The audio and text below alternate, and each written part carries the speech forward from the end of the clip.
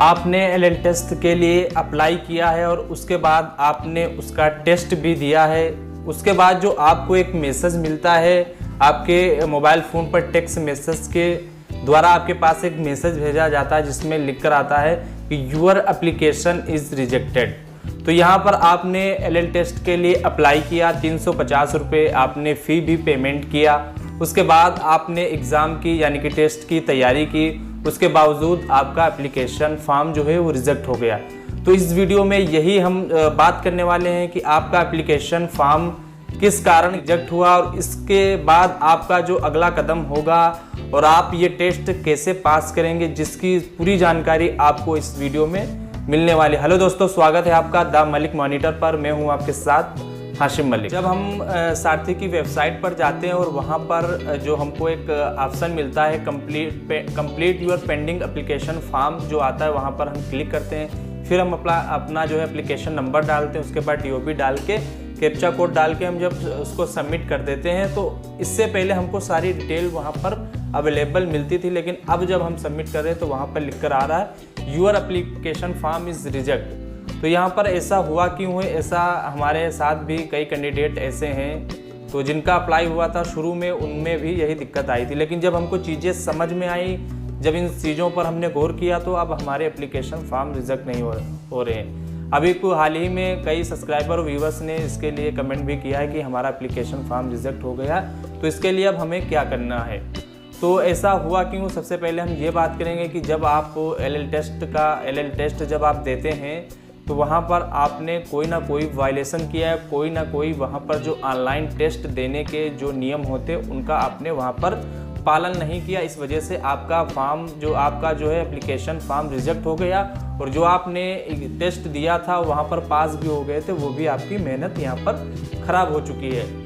तो ऐसा हुआ क्यों है कि जब कुछ लोगों को ये पता नहीं रहता है कि जब टेस्ट दिया जाता है तो उसमें बहुत सारी चीज़ों और बहुत सारे बिंदुओं पर हमको ध्यान देना होता है। उन बिंदुओं को ध्यान में रखते हुए हम एलएल टेस्ट देते हैं, जिसमें हमने भी कुछ बिंदु नोटिस किए हैं, कुछ जो उसकी महत्वपूर्ण बिंदु है हमने उस पर नोटिस किया है। उन बिंदुओं पर हम काम करते हैं और जो कैंडिडेट आते हैं वो बिंदु हम बताते हैं तो डेफिनेटली वो अपना एग्ज़ाम देके वहाँ पर पास हो जाते हैं। देने से पहले हम कुछ जो बिंदु नोटिस किए वो हम आपको बता रहे हैं। जब आप टेस्ट देंगे तो वहाँ पर आपका मोबाइल साइलेंट पर होना चाहिए।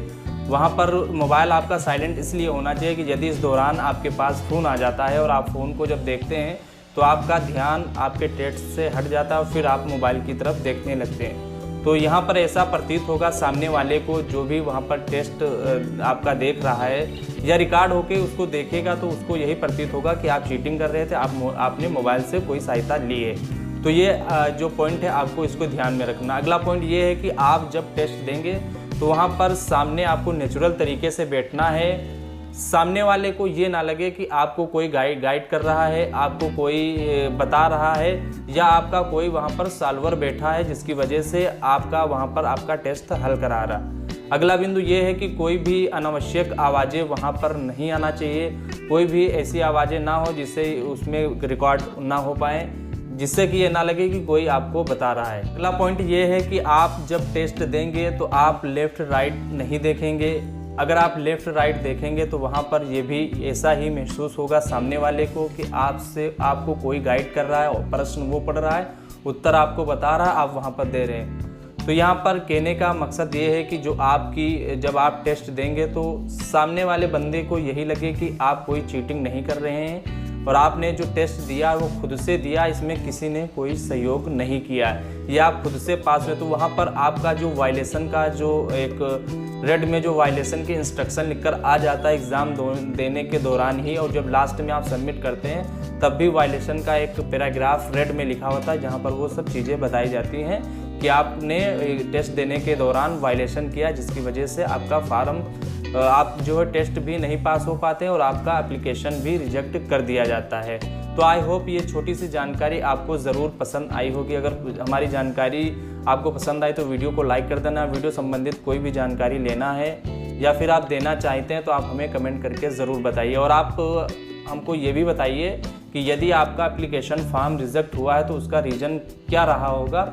तो तो आप लोग जब कमेंट करेंगे तो और लोग जो देखने वाले हैं उन लोगों को भी वो जानकारी होगी, जो व्यूवर्स हैं और जो सब्सक्राइबर हैं और मैं खुद, जो आप वहाँ पर अपनी डिटेल कमेंट में डालेंगे कि हमसे ये वायलेशन हुआ था, हमसे ये वायलेशन हुआ था, हमने ये गलती कर दी थी, तो सारी गलतियाँ एक जगह पर जमा हो जाएंगी और लोग पढ़ के उसका फ़ायदा उठा लेंगे। तब तक इजाज़त, मिलते हैं किसी अन्य वीडियो में। जय हिंद, जय भारत।